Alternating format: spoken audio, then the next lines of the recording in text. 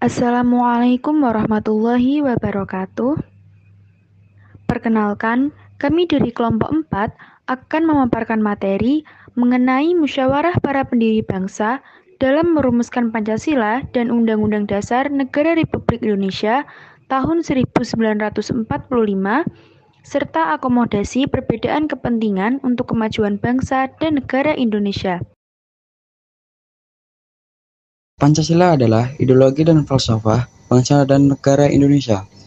Undang-Undang Dasar Negara Republik Indonesia tahun 1945 merupakan konstitusi, sumber hukum tertinggi di Indonesia. Rumusan Pancasila dan Undang-Undang Dasar Negara Republik Indonesia tahun 1945 didapat bukan dari satu orang saja, melainkan dari beberapa tokoh pendiri bangsa yang dirumuskan melalui beberapa tahap secara hati-hati. Misalnya, sila pertama Pancasila, ketuhanan yang Maha Esa. Perumusannya menjadi diskusi dan debat yang panjang. Proses mencapai kesepakatan terjadi dalam musyawarah melalui sidang BPUPK dan PPKI. Rumusan yang sempat disetujui oleh berbagai tokoh semula adalah ketuhanan dengan kewajiban menjalankan syariat Islam bagi pemeluk-pemeluknya. Namun, beberapa utusan di Sulawesi, Kalimantan, Nusa Tenggara, dan Maluku keberatan.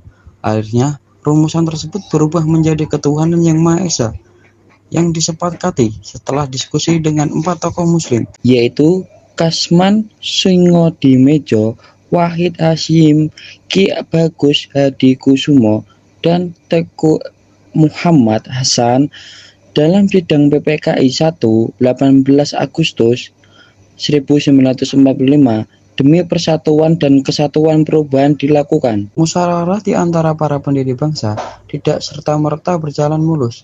Semua dilakukan melalui proses bermusyawarah dengan menghadirkan beberapa pihak dan bermacam-macam pandangan. Musyawarah membahas sila pertama, ketuhanan yang Maha Esa, disertai oleh ancaman disintegrasi bangsa.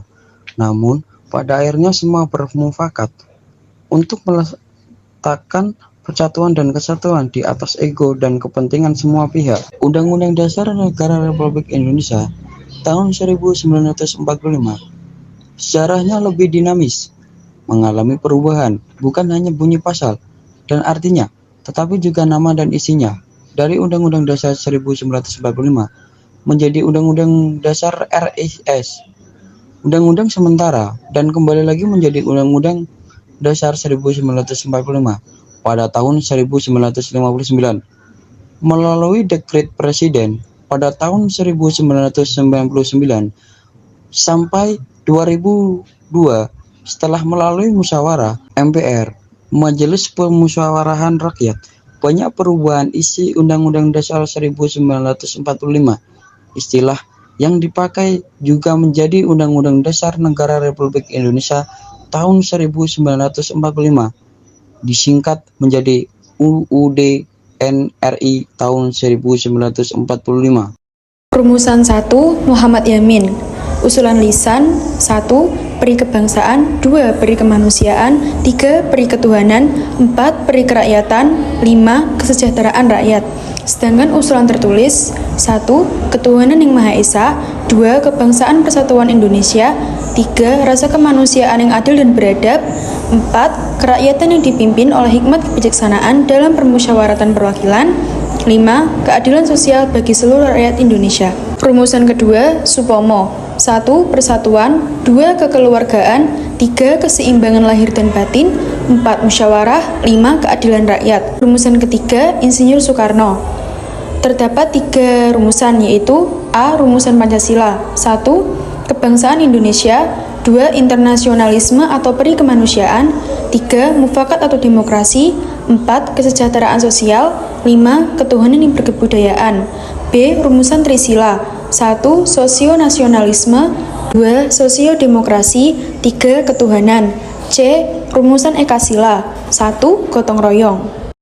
Rumusan 4 Piagam Jakarta. Pada 22 Juni 1945, panitia kecil yang bertugas untuk menampung dan menyelaraskan usul-usul anggota BPUPK yang telah masuk mengadakan pertemuan dengan 38 anggota BPUPK dalam rapat informal. Rapat tersebut memutuskan membentuk panitia 9 yang bertugas untuk menyelaraskan mengenai hubungan negara dan agama. Pada proses perumusannya, anggota BPUPK terbelah antara golongan Islam yang menghendaki bentuk teokrasi Islam dan golongan kebangsaan yang menghendaki bentuk negara sekuler di mana negara tidak diperbolehkan bergerak di ranah agama.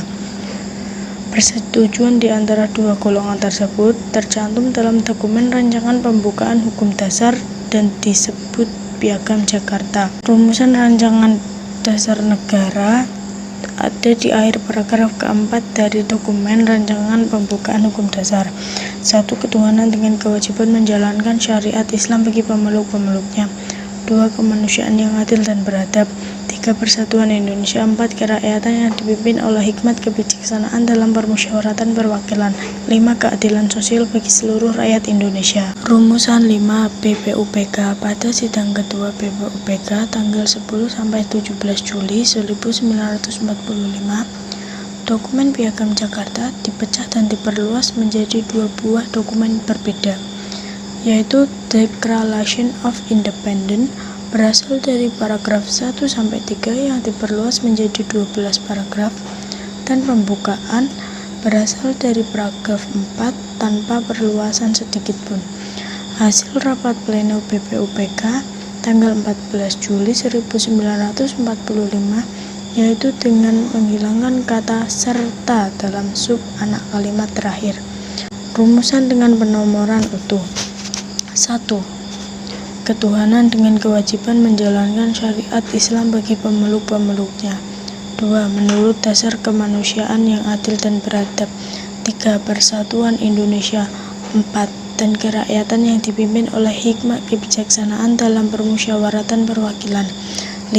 Dengan mewujudkan keadilan sosial bagi seluruh rakyat Indonesia. Rumusan 6 PPKI. Sore hari setelah proklamasi kemerdekaan Indonesia tanggal 17 Agustus 1945, wakil-wakil dari Indonesia daerah Kaigun, Papua, Maluku, Nusa Tenggara, Sulawesi, dan Kalimantan menemui Soekarno, menyatakan keberatan dengan rumusan dengan kewajiban menjalankan syariat Islam bagi pemeluk-pemeluknya untuk disahkan menjadi bagian dasar negara. Untuk menjaga integrasi bangsa yang baru diproklamasikan, Soekarno segera menghubungi Hatta dan berdua menemui wakil-wakil golongan Islam. Meski mulanya wakil golongan Islam keberatan dengan usul penghapusan itu, akhirnya mereka menyetujui pergantian rumusan ketuhanan dengan kewajiban menjalankan syariat Islam bagi pemeluk-pemeluknya menjadi ketuhanan yang Maha Esa, yang hanya bersifat sementara dan demi keutuhan Indonesia. Usul penghilangan rumusan tersebut kemudian dikemukakan dalam rapat pleno PPKI tanggal 18 Agustus 1945. Rumusan dengan penomoran utuh. 1. Ketuhanan yang Maha Esa. 2. Kemanusiaan yang adil dan beradab. 3. Persatuan Indonesia. 4. Dan kerakyatan yang dipimpin oleh hikmat kebijaksanaan dalam permusyawaratan perwakilan. 5. Serta dengan mewujudkan suatu keadilan sosial bagi seluruh rakyat Indonesia. Rumusan 7 Konstitusi RIS. Pendudukan wilayah Indonesia oleh Nica menjadikan wilayah Republik Indonesia semakin kecil dan terdesak. Akhirnya, pada akhir 1949, Republik Indonesia yang berpusat di Yogyakarta terpaksa menerima bentuk negara federal yang disodorkan pemerintah kolonial Belanda dengan nama Republik Indonesia Serikat, dan hanya menjadi sebuah negara bagian saja. Walaupun Undang-Undang Dasar yang disahkan oleh PPKI pada tanggal 18 Agustus 1945 tetap berlaku, tetapi RIS mempunyai sebuah konstitusi RIS sebagai hasil pemufakatan seluruh negara bagian dari RIS. Dengan rumusan dasar negara terdapat dalam mukadimah paragraf ketiga. Konstitusi RIS disetujui pada 14 Desember 1949 oleh 16 negara bagian dan satuan kenegaraan yang tergabung dalam RIS. Rumusan dengan penomoran utuh. 1. Ketuhanan yang Maha Esa. 2. Perikemanusiaan. 3. Kebangsaan. 4. Kerakyatan. 5. Keadilan sosial. Rumusan 8. Undang-Undang Dasar Sementara. Segera setelah RIS berdiri, hanya dalam hitungan bulan, negara bagian RIS membubarkan diri dan bergabung dengan negara bagian RI Yogyakarta. Setelah melalui beberapa pertemuan yang intensif, RI Yogyakarta dan RIS sebagai kuasa dari negara Indonesia Timur dan negara Sumatera Timur menyetujui pembentukan negara kesatuan dan mengadakan perubahan konstitusi RIS menjadi Undang-Undang Dasar sementara dengan menerbitkan Undang-Undang RIS Nomor 7 Tahun 1950 dan disahkan tanggal 15 Agustus 1950. Rumusan dengan penomoran utuh: 1. Ketuhanan yang Maha Esa, 2. Peri kemanusiaan, 3. Kebangsaan, 4. Kerakyatan, 5. Dan keadilan sosial. Rumusan 9 Undang-Undang Dasar 1945. Kegagalan konstituante untuk menyusun sebuah undang-undang dasar yang akan menggantikan Undang-Undang Dasar sementara yang disahkan pada 15 Agustus 1950 menimbulkan bahaya bagi kebutuhan negara. Untuk itulah, pada 5 Juli 1959, Presiden Soekarno mengeluarkan dekret kepala negara yang salah satu isinya menetapkan berlakunya kembali Undang-Undang Dasar yang disahkan oleh PPKI pada 18 Agustus 1945 menjadi Undang-Undang Dasar Negara Indonesia yang menggantikan Undang-Undang Dasar sementara. Dengan berlakunya kembali Undang-Undang Dasar 1945, maka rumusan Pancasila yang terdapat dalam pembukaan Undang-Undang Dasar kembali menjadi rumusan resmi yang digunakan. Rumusan dengan penomoran utuh: 1. Ketuhanan yang Maha Esa, 2. Kemanusiaan yang adil dan beradab, 3. Persatuan Indonesia, 4. Dan kerakyatan yang dipimpin oleh hikmat kebijaksanaan dalam permusyawaratan atau perwakilan, 5. Serta dengan mewujudkan suatu keadilan sosial bagi seluruh rakyat Indonesia. Rumusan 10. Versi berbeda. Selain mengutip secara utuh rumusan dalam Undang-Undang Dasar 1945, MPR pernah membuat rumusan yang agak sedikit berbeda, yaitu 1. Ketuhanan yang Maha Esa, 2. Kemanusiaan yang adil dan beradab, 3. Persatuan Indonesia, 4. Kerakyatan yang dipimpin oleh hikmat kebijaksanaan dalam permusyawaratan atau perwakilan, 5. Keadilan sosial. Rumusan 11 versi populer merupakan rumusan terakhir yang beredar dan diterima secara luas oleh masyarakat.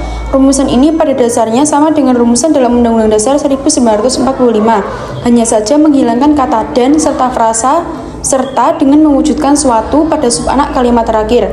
1. Ketuhanan yang Maha Esa, 2. Kemanusiaan yang adil dan beradab, 3. Persatuan Indonesia, 4. Kerakyatan yang dipimpin oleh hikmat kebijaksanaan dalam permusyawaratan perwakilan, 5. Keadilan sosial bagi seluruh rakyat Indonesia. Dalam Kamus Besar Bahasa Indonesia menyebut akomodasi sebagai proses penyesuaian sosial dalam interaksi antara satu orang dengan orang lainnya, atau bisa juga penyesuaian sosial antara satu kelompok dengan kelompok lain yang berada di sebuah wilayah. Secara sederhana, akomodasi adalah serangkaian proses penyesuaian diri yang dilakukan oleh seorang atau suatu kelompok untuk mengatasi konflik yang muncul. Bentuk-bentuk akomodasi. 1. Toleransi. Secara umum, toleransi adalah sikap menghargai dan menghormati perbedaan yang ada pada orang lain, dengan catatan perbedaan itu tidak berefek buruk dan merugikan orang lain yang ada di sekitarnya. 2. Stalemater. Situasi di mana pihak yang sebelumnya memiliki konflik memutuskan untuk berhenti bertentangan satu sama lain. Stalemater sendiri disebabkan karena kedua belah pihak sudah tidak memiliki kemungkinan lain, baik itu untuk maju maupun mundur. 3. Adjudikasi. Adjudikasi adalah proses penyelesaian masalah yang dilakukan dengan menggunakan bantuan dari orang atau pihak ketiga yang bersikap netral dan tidak berpihak ke salah satu kubu. 4.